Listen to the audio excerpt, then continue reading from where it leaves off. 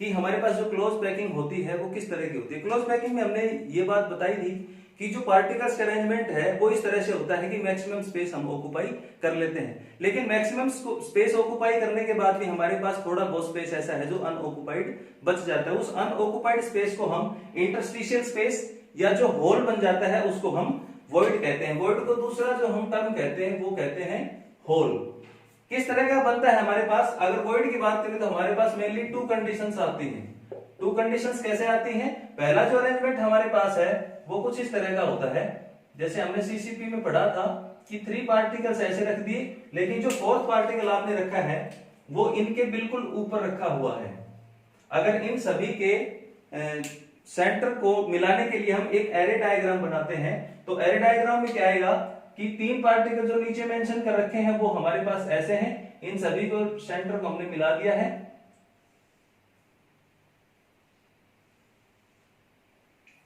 और जो 4th particle हमने रखा है वो इनके ऊपर रखा हुआ है, इसको हम इस तरह से दिखा सकते हैं। क्या है एक्चुअली हमारे पास ये कंडीशन होती है कि 3 पार्टिकल का अरेंजमेंट इस तरह से होता है, ये इनके सभी के सेंटर हैं और जो 4th पार्टिकल है वो इनके ऊपर आता है। अगर इनके हेड्रॉन का मतलब होता है फेसिस, अगर हम इनके फेसिस को देखें तो 4 फेस बन जाएंगे। एक तो नीचे वाला फेस है, एक इस साइड वाला फेस, एक इस साइड वाला, इस साइड वाला।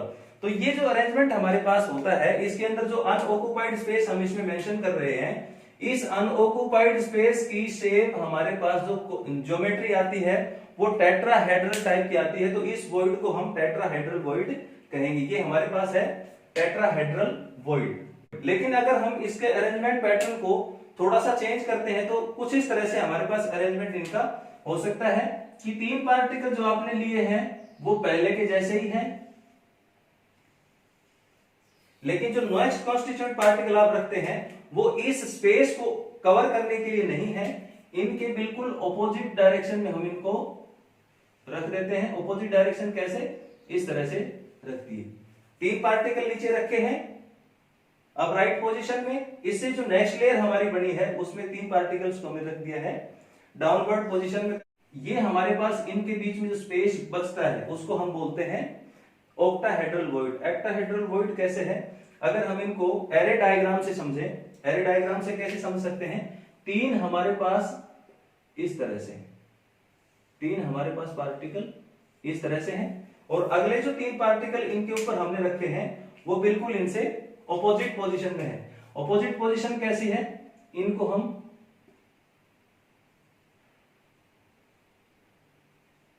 इस तरह से समझ सकते हैं। तो ये हमारे पास अरेंजमेंट इनका है। जब इनका अरेंजमेंट हमें करते हैं तो इनके बीच में जो स्पेस बच जाएगा वो हमारे पास बचेगा ऑक्टाहेड्रल वॉइड। टेट्राहेड्रल या ऑक्टाहेड्रल हमारे पास जो वॉइड बनते हैं वो कितने कितने बनेंगे, इनके लिए हमें एक छोटी सी ट्रिक याद रखनी है कि कितने पार्टिकल हमारे पास हैं, कितने उनमें टेट्राहेड्रल वॉइड बनते हैं, कितने हमारे पास ऑक्टाहेड्रल वॉइड्स बनते हैं।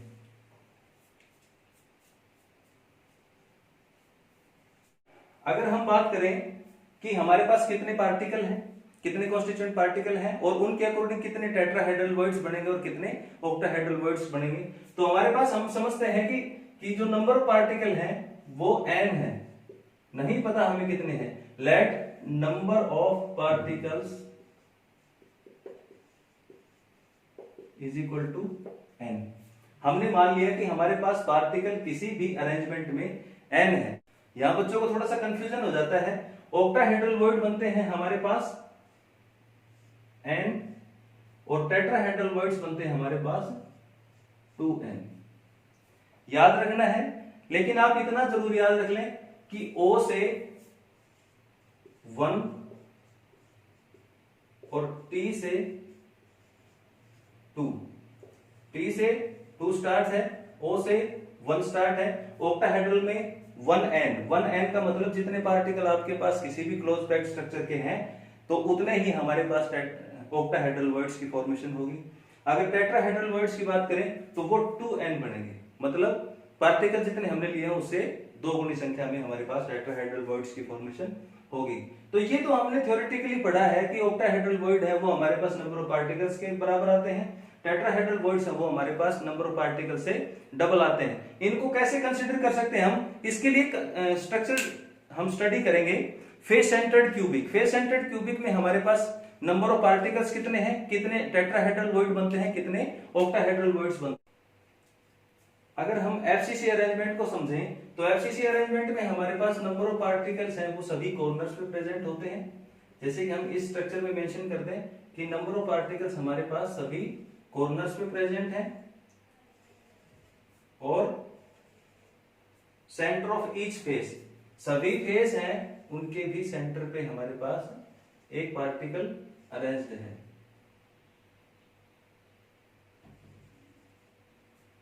ये हमने मेंशन कर रखा है, ये हमारे पास पार्टिकल्स हैं। अगर हम इसके छोटे ब्लॉक को कंसीडर करें, ये हमारे पास फेस सेंटर्ड क्यूबिक है, फेस सेंटर्ड क्यूबिक में अगर छोटे ब्लॉक को हम कंसीडर करें तो हमारे पास ये जो ब्लॉक है इसके अंदर पार्टिकल्स इस तरह से अरेंज होते हैं। इनको मैं लाइन से एरे डायग्राम से अगर कंसीडर करूं तो ये हमारे पास 3 पार्टिकल हैं और चौथा पार्टिकल इनके, ये 3 पार्टिकल चौथा पार्टिकल इसके ऊपर है। तो ये हमारे पास अरेंजमेंट आया है जो हमने टेट्राहेड्रल वॉइड का पढ़ा था, वो इसी तरह का अरेंजमेंट हमारे पास है। पूरे स्ट्रक्चर को यदि हम कंसीडर करें तो हमारे पास इस छोटे ब्लॉक में एक टेट्राहेड्रल वॉइड आया है। ये एक टेट्राहेड्रल वॉइड है। इस तरह के ब्लॉक कितने हैं, ये, इसके बगल वाला, इसके पीछे, इसके साइड में 4 ऊपर, तो टोटल हमारे पास ब्लॉक कितने बनते हैं, 8 बनते हैं और एक ब्लॉक में एक टेट्राहेड्रल वॉइड आया है। सबसे पहले हम निकालते हैं कि एफसीसी में नंबर ऑफ पार्टिकल्स कितने होते हैं।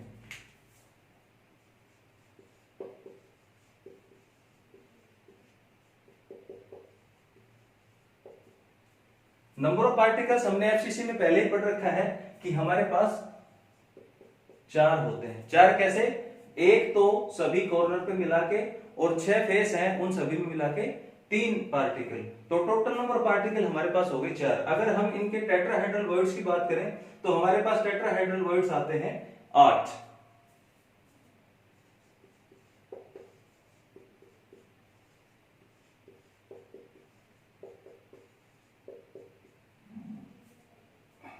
स्ट्रक्चर को आप दोबारा से एक बार रिपीट कर लें कि हमारे पास जो फ्रंट वाला ब्लॉक बना है, इस ब्लॉक में यहां हमारे पास पार्टिकल है, यहां पार्टिकल है, यहां है और यहां है। ये जो सभी पार्टिकल हैं अगर इनको आप अरेंज करते हैं तो ये हमारे पास टेट्राहेड्रल वॉइड की फॉर्मेशन होती है। इस छोटे से ब्लॉक में हमारे पास एक टेट्राहेड्रल वॉइड बना है। इसी तरह के ब्लॉक अगर पूरे एफसीसी को हम समझें तो इसमें 8 ब्लॉक बनते हैं हमारे पास। सभी ब्लॉक्स में मिला के नंबर ऑफ टेट्राहेड्रल वॉइड हमारे पास 8 आते हैं। नंबर ऑफ पार्टिकल 4 है और नंबर ऑफ टेट्राहेड्रल वॉइड हमारे पास 8 है। तो ये क्या हो गया,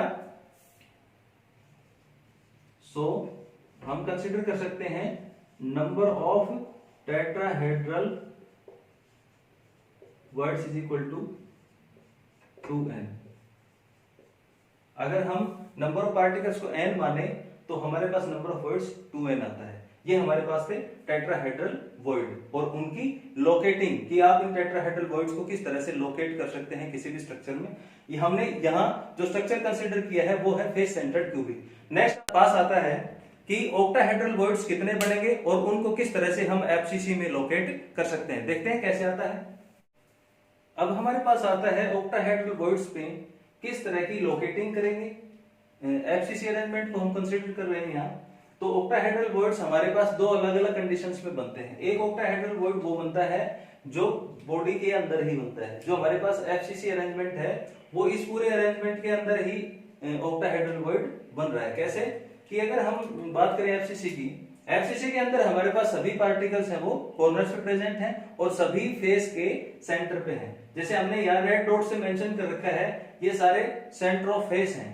अगर हम इनको मिलाएं तो हमारे पास ऑक्टाहेड्रल वॉइड की फॉर्मेशन होती है। हमारे पास जो नंबर ऑफ पार्टिकल है, नंबर ऑफ अटैच्ड पार्टिकल है जिनके बीच में ये वॉइड की फॉर्मेशन हो रही है वो 6 है, लेकिन इसका नाम हमारे पास ऑक्टाहेड्रल आता है। कुछ बच्चे यहाँ कंफ्यूज हो जाते हैं कि ऑक्टा आ रहा है तो 8 पार्टिकल होने चाहिए। नहीं, यहाँ नंबर ऑफ पार्टिकल्स की बात नहीं करी, नंबर ऑफ फेसेस की बात चल। आप एक रूम का एग्जाम्पल भी ले सकते हैं। जिस रूम में आप बैठ के पढ़ रहे होते हैं तो जो चारों दीवारें हैं उनको आप उनके सभी सेंटर को कंसिडर करें और छत और जो फर्श है हमारे पास फ्लोर है उसको कंसीडर करें। ये हमारे पास छत है, इसके सेंटर में है, ये चारों दीवारें हैं और ये हमारी छत है।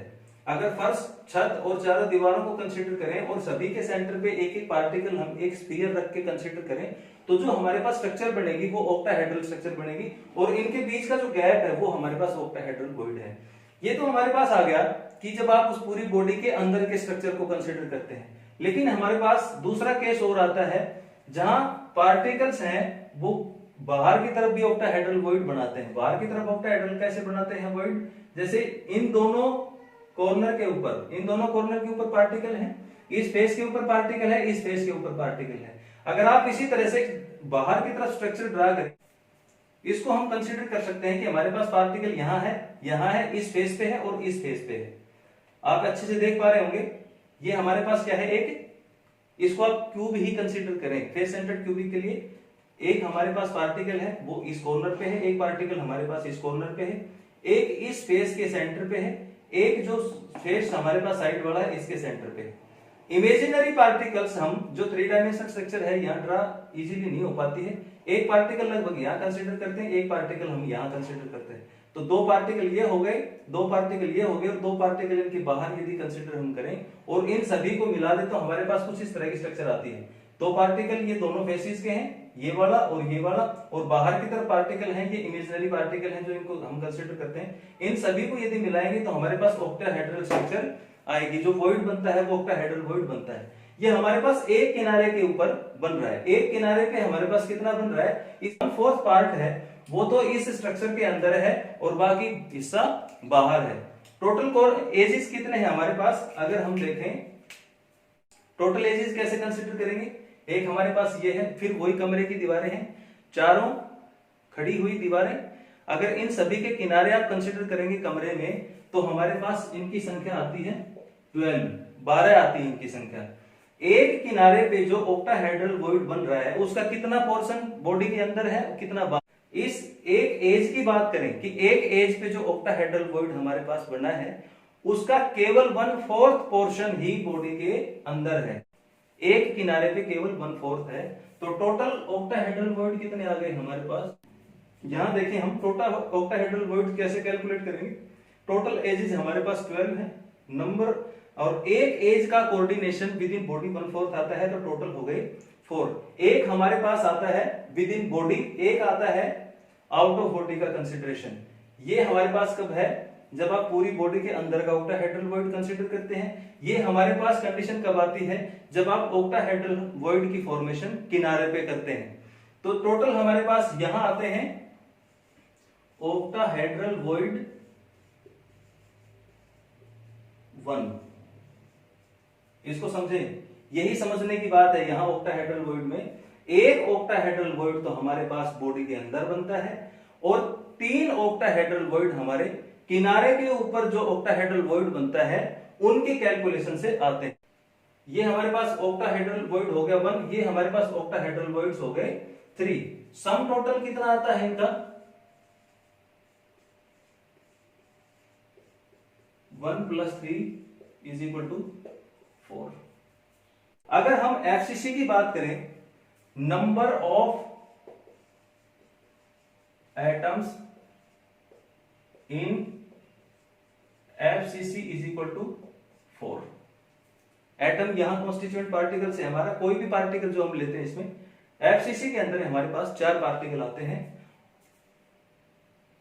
ऑक्टाहेड्रल वॉइड की फॉर्मेशन करी हमने। ऑक्टाहेड्रल वॉइड्स कितने बने हमारे पास? यहां हमने इनकी कैलकुलेशन की है। ऑक्टाहेड्रल वॉइड हमारे पास आते हैं 4। और अगर हम टेट्राहेड्रल वॉइड्स की बात करें तो वो हमारे पास आए थे 8, जो इससे पहले टाइम से हमने एक्सप्लेन किया था। तो ये अगर हम n माने, इनकी नंबरिंग माने, let number of particles is n, then number of octahedral void = n and number of tetrahedral void = 2n। अगर हम इसको सम अप करें तो दोबारा से देखो, अब हम calculation of void number of particles के अकॉर्डिंग फिर से सम अप करके समझें। यदि हमारे पास नंबर ऑफ पार्टिकल n है तो number of octahedral void n आएगा, number of tetrahedral void 2n आएगा। यहां बिल्कुल भी कंफ्यूज नहीं होना है। O से ऑक्टाहेड्रल है, O से ही 1 है। अगर टेट्राहेड्रल समझें, टी से टेट्राहेड्रल है, टी से 2 है, तो यहाँ टेट्राहेड्रल में 2n आएगा, ऑक्टाहेड्रल में 1n आएगा, 1n या सिंपली n आएगा। ये हमारे पास क्या थे, number of tetrahedral and octahedral words. इनकी लोकेटिंग कैसे कर सकते हैं किसी भी स्ट्रक्चर में, हमने बताया था क्लोज पैक स्ट्रक्चर में हमारे पास मैक्सिमम स्पेस जो है वो ऑक्युपाई हो जाता है, अनऑक्युपाइड स्पेस हमारे पास मिनिमम आता है। मिनिमम स्पेस अनऑक्युपाइड जो होता है वो in octahedral and tetrahedral words की वजह से आता है। किसी भी स्ट्रक्चर में कितना स्पेस ऑक्युपाई हुआ है, कितना उसमें अनऑक्युपाइड लेफ्ट है, इसको हम इनकी पैकिंग एफिशिएंसी या पैकिंग परसेंटेज से कैलकुलेट करते हैं। नेक्स्ट टॉपिक हमारे पास जो रहेगा वो रहेगा किसी भी यूनिट सेल में पैकिंग एफिशिएंसी कैसे कैलकुलेट करेंगे। नेक्स्ट टॉपिक हमारा है पैकिंग एफिशिएंसी या packing percentage in various type of unit cells. इसके लिए हम नेक्स्ट वीडियो में डिस्कस करते हैं। Thank you.